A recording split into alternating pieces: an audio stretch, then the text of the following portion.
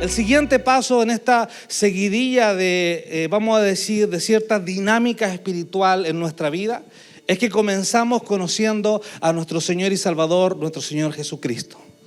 Su gracia produce en nosotros una respuesta que no esperábamos dentro de nosotros. Una respuesta a esa gracia inmerecida, al perdón de nuestros pecados, al favor de Dios, a la reconciliación de nosotros aquí en la tierra con el Padre Celestial, ¿cierto? A ver si hay alguien que es salvo por aquí. Si no, siéntase al lado de un cristiano, tranquilo. ¿Hay alguien salvo aquí? Entonces ese encuentro con la gracia del Señor de manera increíble produce algo dentro de nosotros. Quizás no lo podemos ver, quizás al inicio no lo podemos describir. Nos apoyamos de ciertas emociones que sí tenemos, de ciertos sentimientos que sí tenemos, y eso es solamente demostración y señal de una transformación dentro de nosotros. Luego vienen todo aquello que es necesario edificar de la palabra en nosotros, de tal manera que nos pongamos fuertes, nos pongamos firmes en la roca que es Jesucristo. Eso significa muchos términos, muchas cosas importantes que necesitamos saber sobre el reino de los cielos. Luego de eso se nos presenta la realidad de lo que fue hecho en la cruz del Calvario del Evangelio de Jesucristo, pero todo aquello, acorde a lo que aprendemos de la palabra, debería producir dentro de nosotros el ánimo, las ganas, ¿cómo decirlo? La transformación o las ganas de servir a nuestro Señor. Y yo quisiera ir de inmediato a la profundidad de lo que voy a enseñar. Porque ¿qué ocurre? Esta es una iglesia de servidores. Digan amén los servidores.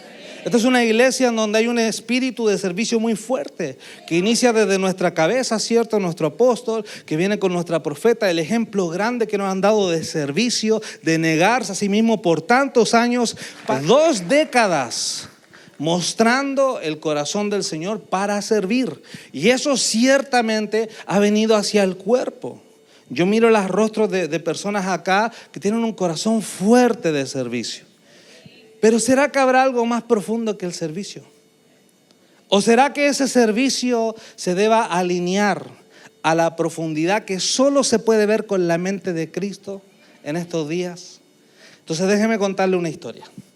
Todos sabemos que el Señor Jesús vino a esta tierra, hizo su obra y llegó un momento en donde Él trascendió a los cielos. Él está vivo, amén. Ok, sabemos que está vivo.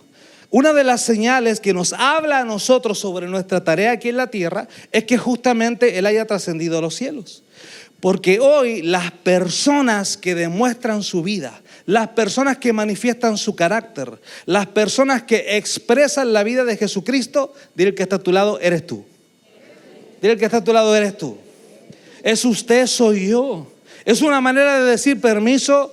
Esta obra aquí en la tierra ya fue concluida. La obra continúa a través del Espíritu Santo de Dios, pero tú y yo somos los llamados a expresar ese Cristo aquí en la tierra, a llenar todo de Cristo aquí en la tierra, a todo concentrarlo en el único Hijo de Dios que se manifestará y se reproducirá en otros. Dicho eso, Jesús trasciende y deja a muchas personas, que yo ya la estoy mirando acá con mis propios ojos, que hoy van a predicar de ese evangelio, que son llamados a manifestar a ese Cristo, a hablarle a otros de Cristo, a hablarle de la palabra. Comienza a fluir en nosotros esa pasión maravillosa en el corazón del Señor. Y una de esas personas era el apóstol Pablo, uno llamado a seguir predicando y edificando la iglesia. Ese apóstol Pablo poderosamente levantó muchas iglesias, y una de esas, para los que saben la palabra, fue la iglesia de Corinto, ciudad que hasta el día de hoy está en Grecia. Esa iglesia fue levantada, y mire qué interesante, fue tan grandemente levantada, tan establecida, que hasta el apóstol pudo dejar a alguien a cargo, el hermano Apolos. Entonces él se reprodujo en otro que pudiera estar a cargo de esa iglesia. Pero ocurrió un detalle. Comenzaron los hermanos de esa iglesia a confundir las cosas y comenzaron, según las palabras de Pablo, a comportarse como carnales. Y mire qué interesante que Pablo no se refería a Apolos, a quien dejó como cabeza. Se refería a los discípulos que comenzaron a enredarse en cosas, en contiendas, en tener envidia unos del otro. Y ahí viene un momento específico en donde los hermanos comenzaron a decir: no, pero a ver, no quiero hablar contigo porque tú eres discípulo de Pablo, pero yo soy de Apolos. No, tú eres de Apolos, yo soy de Pablo. Entonces comienza a haber un pequeño desorden, pero interesantemente, el contexto del desorden se produjo en los que servían en la iglesia. Es por esa razón que Pablo respondió de una manera específica para aquellos que ayudaban en la iglesia, para aquellos que servían en la iglesia, para aquellos que quizás eran del liderazgo de la iglesia. Diga liderazgo, ay, ouch, Dios santo, me van a hablar a mí también. Y de ahí viene la exhortación de Pablo en 1 Corintios 3 del 9 al 11, que dice así: porque nosotros somos colaboradores de Dios y vosotros sois labranza de Dios, edificio de Dios, conforme a la gracia de Dios que me ha sido dada. Yo como perito arquitecto puse el fundamento y otro edifica encima, pero cada uno mire cómo sobreedifica, porque nadie puede poner otro fundamento que el que está puesto, el cual es Jesucristo. O sea, llega el apóstol Pablo y los realinea a una verdad y le dice: a ver, cuidado. ¿Por qué se pelean si son discípulos de uno o de otro? ¿Por qué no comprenden que no es solamente servir porque sí o servir como ejercicio aislado de una realidad? ¿Y cuál es esa realidad? Que esta obra no es de ustedes y no es mía. No es ni del hermano Apolos, ni siquiera mía, del que la levantó aquí en la tierra llamado por el Señor, sino que es la obra de Dios. Por lo tanto, desde esa posición no le dijo: oiga, tranquilo, si esto es servicio a Dios. No usó esa palabra. Interesantemente, la palabra para servidor es diáconos en el griego original, y no usa esta palabra para referirse a ellos. Tampoco usa la palabra diaconeo, que es la acción de servir. Él ocupa un término bien particular que espero que ya lo haya dado cuenta en el espíritu: colaboradores. Es decir, desde el momento que voy más allá de la profundidad de servir, me encuentro con esta terminología espiritual para decir: ok, qué bueno que sirvas, qué bueno que tengas ganas de venir y de ayudar, pero no te olvides que es desde la posición de quien colabora con la obra que es de Dios y no de nosotros aquí en la tierra. Quizás esos hermanos, esos discípulos, con buenas intenciones de servir, se comenzaron a enredar en esto.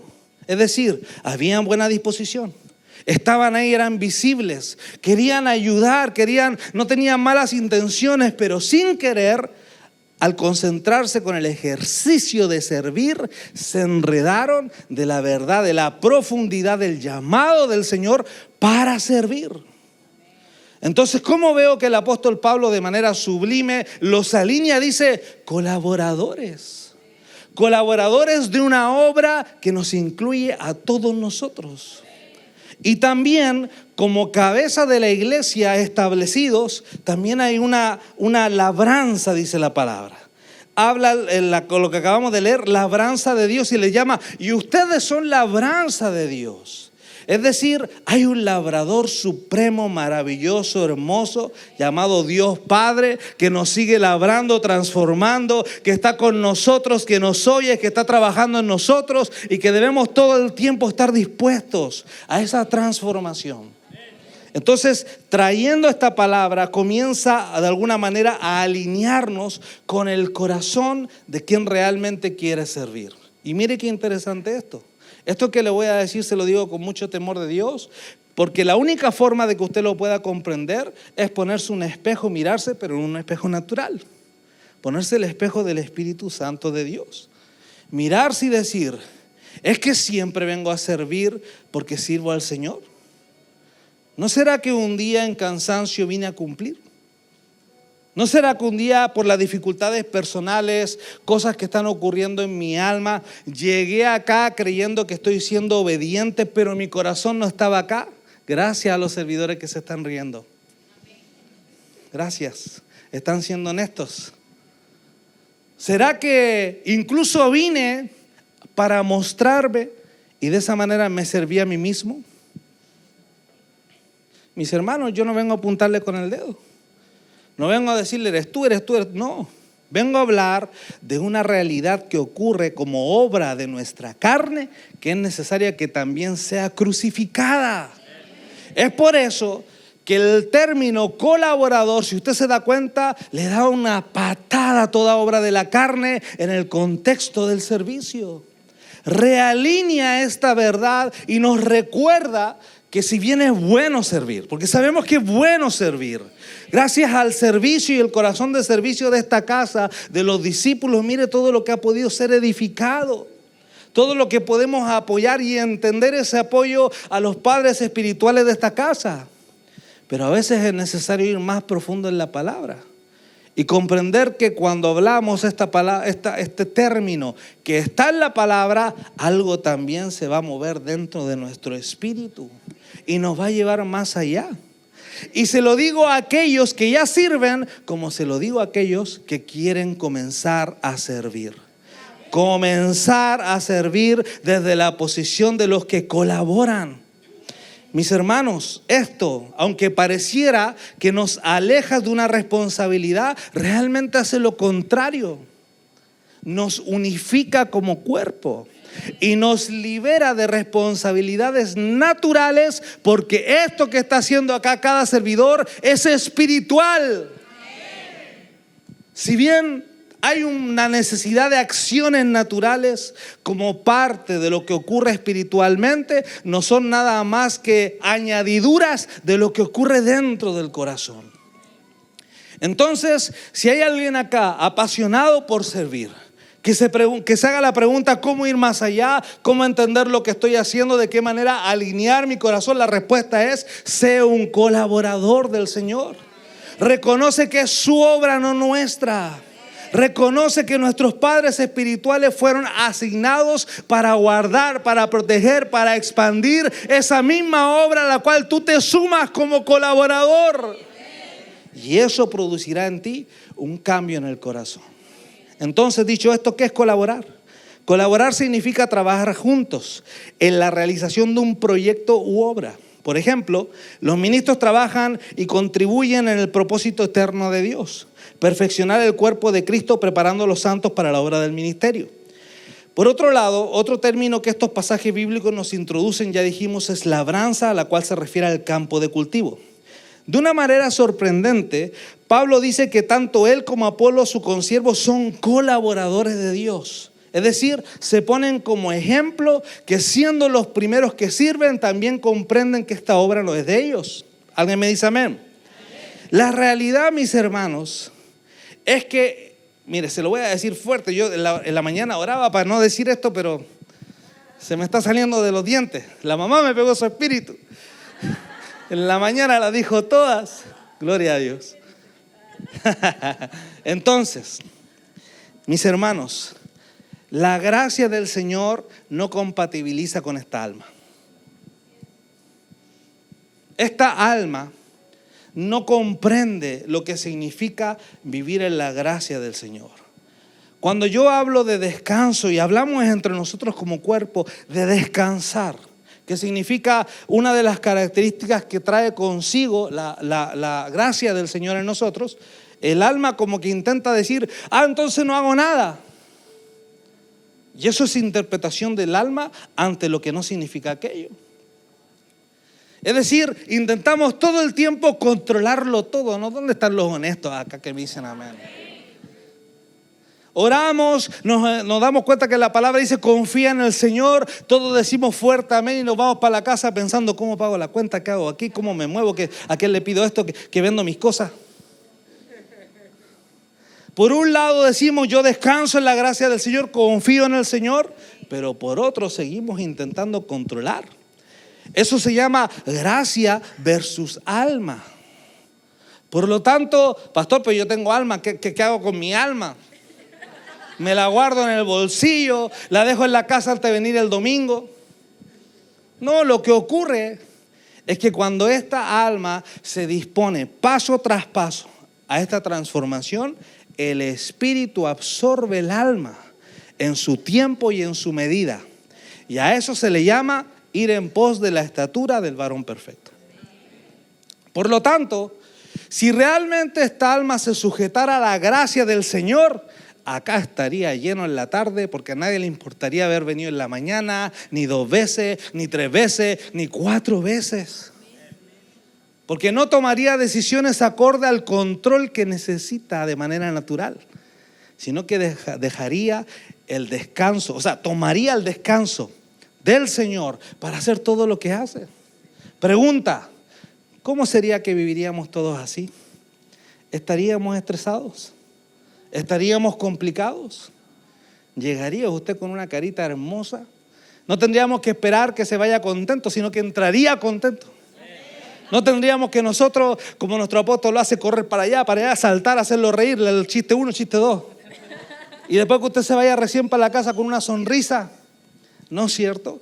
Vivirían en el descanso, en la felicidad que solamente el Espíritu de Dios puede hacernos fluir para hacernos saber que hay una gracia que ya fue entregada al pueblo. Ya hay una cruz en donde nuestro Cristo pagó el precio. Ese descanso en nosotros, la única manera que haya esa transformación es exponernos a la luz del Señor. Amén. Entonces, dicho que es colaborar, ¿qué es ser un colaborador? El término que usa Pablo es el término sunergos en el griego original.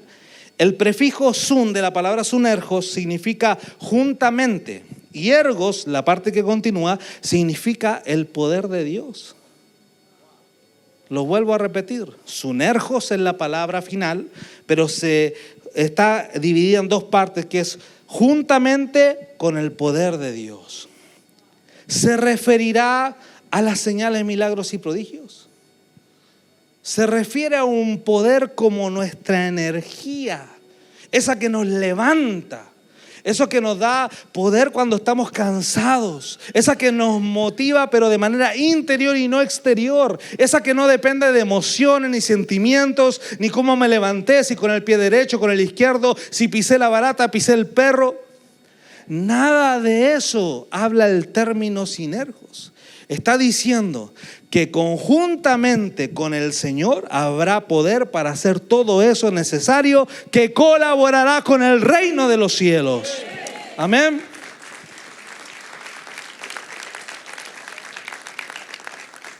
Entonces lo que el Señor está diciendo, o Pablo al introducir este término está diciendo que todos aquellos que comiencen a operar en su servicio desde la posición de un colaborador será provisto de poder. Será provisto de entendimiento de que somos una sola unidad llamado cuerpo de Cristo. Interesantemente, de la palabra sunergos deriva la palabra en español sinergia, que significa la suma de las partes hacen mayor el todo. También significa la acción de 2 o más partes cuyo efecto es superior a la suma de los efectos individuales. ¡Wow! ¡Qué maravilloso es esto! Es darse cuenta que para el Señor todo opera en unidad. Que la creación de Dios incluye unidad en el corazón y en el cuerpo. En cambio, Satanás intenta a través de sus dardos de pensamientos hacernos creer lo contrario. Tratar de engañarnos con que por la necesidad de dividirnos escuchando nuestra carne. Pero todo aquello que se entrega en la cruz del Calvario comienza a ser destruido de lo que el alma intenta interpretar. Y comenzamos a oír la parte espiritual y dejamos a un costado aquello que es interpretación de nuestro pasado. Hoy día me daba cuenta que la construcción de nuestro pasado realmente es destruido a través de la gracia del Señor. O sea, cuando decimos somos hechos nueva criatura y usted cuenta su testimonio, está hablando de algo que murió. Es decir, estoy hablando de aquel que quedó sepultado. No es malo hablarlo, por supuesto que es bueno. Sirve para edificación de aquellos que necesitan cruzar esa parte. Pero hablamos de algo que ya pasó a los ojos del Señor. Entonces la necesidad de entender estos principios del Señor nos permiten accesar a esta mente de Cristo que ha estado escuchando estas últimas semanas. Entonces, dicho eso, es importante que un colaborador comprenda que de verdad no es con sus fuerzas. De verdad no es con lo que yo creo hacer, con lo que puedo hacer, porque sabe, le aseguro que se va a cansar. Yo mismo he experimentado el cansancio de que significa intentar controlar algo, intentar hacer y nunca hacer, ni detenerse a pensar, pero ¿quién soy yo? ¿Desde qué posición lo hago? Esto, pueblo de Dios, es muy interesante porque significa que usted puede servir hasta el cansancio y nunca haber colaborado con la obra del Señor. Esto es muy fuerte. Por lo tanto, es necesario parar y ser. ¿Y de qué manera yo puedo ser? Me detengo, tomo esta palabra de colaborador, esto alinea mi corazón absorbido por el Espíritu y el resto de historia. Amén. Dile al que está a tu lado, sé colaborador. Esta parte que le acabo de decir la vemos en 1 Corintios 15:10 y dice así, 1 Corintios 15:10. Pero por la gracia de Dios soy lo que soy y su gracia no ha sido en vano para conmigo. Antes he trabajado más que todos ellos, pero no yo, sino la gracia de Dios conmigo. Qué interesante que incluso este apóstol Pablo, el mismo, que nos dio estas palabras inspirado por el Señor, está diciendo, pero tranquilos, porque todo lo que han visto que he podido hacer yo, la verdad, no ha sido con mis fuerzas. Ha sido apoyado de esta gracia maravillosa que Cristo me dio. Y lo más lindo es que Cristo también se la dio a usted. Amén. Entonces, para comprender estos términos, estas cosas importantes del reino que alinean nuestro corazón para servir, es importante hacerse la pregunta, pero ¿colaborar con qué? Y cuando la respuesta es con Dios y su obra, todo comienza a darse de manera natural, mis hermanos. Ahora, yo he hablado de aquellos que de repente viven situaciones difíciles y no sirven alineados a esta verdad, pero también hay muchos que viven sirviendo alineados a esta verdad. Y yo le voy a mostrar cómo se ve por fuera. No se cansan nunca. Están todo el tiempo con una sonrisa. Y nos comparten esa sonrisa y nos hacen reír. Los miramos y nos hacen reír. ¿Por qué? Porque espiritualmente nos ministran con el gozo de servir al Señor. Son personas que no se detienen y nunca las vemos cansadas. Nos sorprende cuando de repente físicamente la vemos cansada. Y puede ser que físicamente estén cansadas, pero siguen ahí en el gozo de su Señor y de servir a su Señor. Entonces, esto es posible, iglesia, por cuanto también es posible que sea manifestada en nosotros la mente del Señor Jesucristo. Yo sé que hay muchas personas, y yo me incluyo, hermano, que lidiamos con situaciones, cosas, formas de hablar, formas de pensar. Estamos en proceso de madurez, estamos en proceso de transformación, de perfección. Dicho eso, vivir estas situaciones no significa que no puedan ser transformadas, porque el gran plan maestro del Señor es llenarlo todo de Jesucristo. Y eso no es para afuera, iglesia. Eso es necesario que comience desde la iglesia. Ese es el llamamiento de la iglesia. Si nosotros no manifestamos entre nosotros mismos al Cristo en nuestro corazón, ¿cómo vamos a ir allá afuera a compartir qué? Ahí comienzan los enredos, pueblo. El mismo enredo con el cual comenzamos. Comenzamos a conversar entre nosotros y de repente uno dice cosas que el otro no le cae bien. De repente nos expresamos de una manera que ofende a uno, ofende a otro. Las ofensas, aunque muy necesarias son, comienzan a reproducirse, pero no para edificación del cuerpo, sino solamente para el dolor del corazón. Y todo comienza a moverse acorde a lo que no es del Señor. Intentamos identificarlos con términos espirituales, pero realmente la carne reproduciéndose. Es por eso que es necesario, como lo hizo el apóstol Pablo, tomar esto importante y alinearlo a lo que corresponde, a lo espiritual. ¿Sí o no que cambia la figura? Quiero servir, me gusta servir, gloria a Dios por eso, hermano. Yo quiero que le quede claro que eso es muy bueno, pero alíñelo al servicio que corresponde. a ese servicio que no es porque lo tengo que hacer, sino porque no me queda otra opción. Mi corazón arde de amor por mi Señor. Mi corazón quiere expresar, pastor, pero por favor, dígame dónde sirvo porque ya no aguanto más. Es posible, hermano. Es parte de las manifestaciones, de las cosas que vienen por añadidura y nos permiten servir al Señor de manera profunda. Amén. Entonces, es importante que podamos identificar que los no discípulos, lo vuelvo a repetir, los no discípulos se acercan a Dios esperando que Él colabore con ellos. Y a todos nos ha pasado esto, pueblo. Estamos orando y al inicio, gloria a Dios por eso, oramos, Señor, por favor, ayúdame. Señor, por favor, haz esto, aquello, haz aquí. ¿Sabe qué? La palabra de Dios nos enseña que tenemos que poner nuestras peticiones frente al Señor. Es decir, tener la expectativa en nuestro corazón de que nuestro Dios es el que ahora está en nuestros asuntos. Pero ¿quiere decir eso que Él hace a nuestra voluntad? Llega un momento, iglesia, en donde cruzamos una línea que es importante que todos podamos cruzar, y es la línea de la madurez. Y la madurez espiritual es un tema que puede durar mucho tiempo, poco tiempo, no importa la parte natural, lo que importa es que estoy caminando hacia el destino de la madurez espiritual. Eso es lo más importante. Pero en esa madurez espiritual, una de las cosas que suceden muchas cosas maravillosas, pero una que sucede es que la persona, cuando espera algo del Señor, sabe orar acorde a lo que Cristo oró.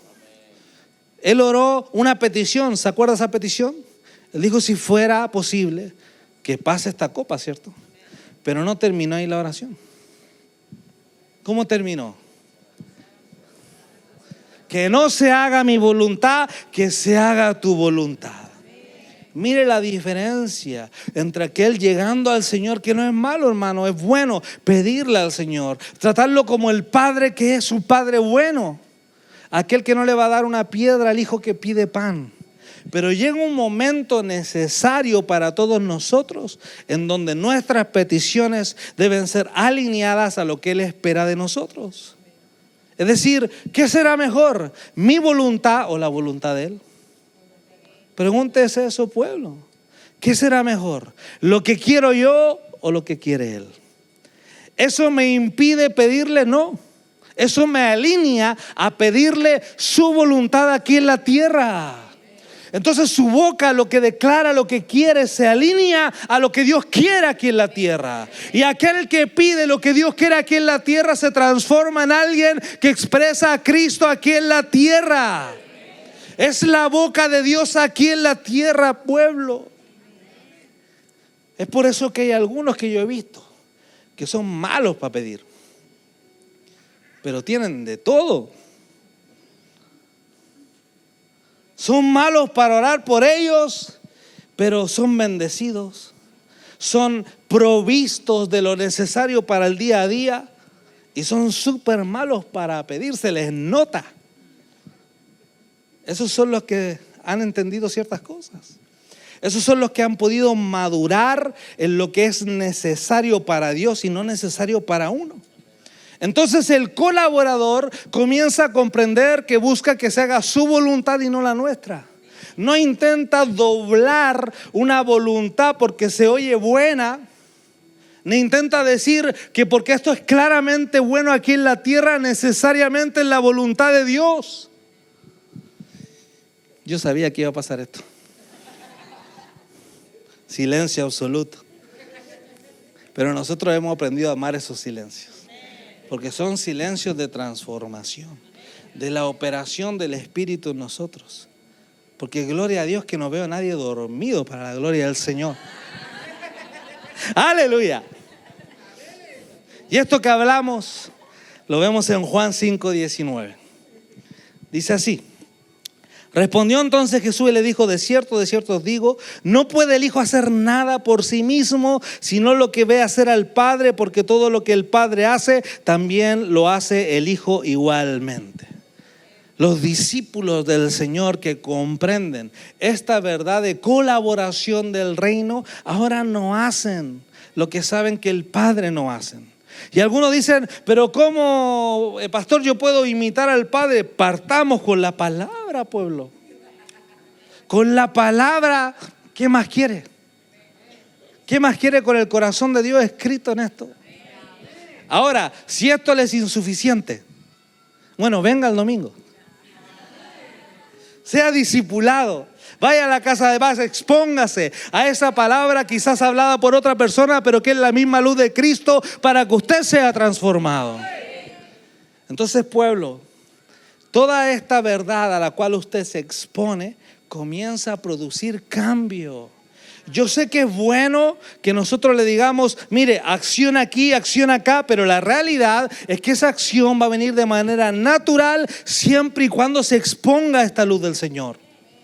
Entonces, ¿quién es un colaborador? Un colaborador es aquel que planta la semilla, y no cualquier semilla, la semilla de Cristo.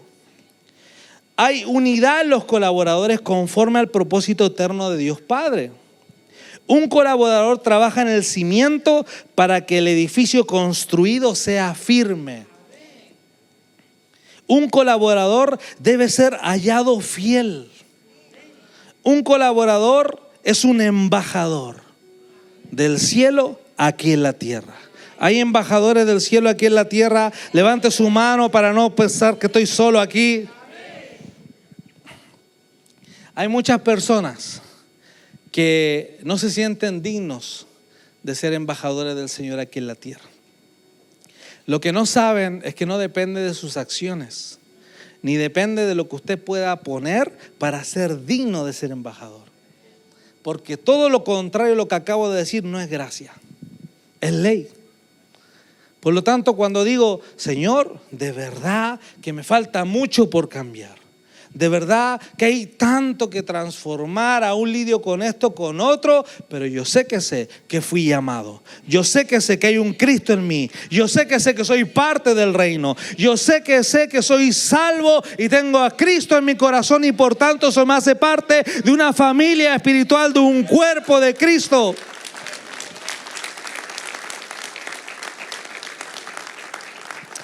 Y un colaborador es uno que predica el evangelio del reino.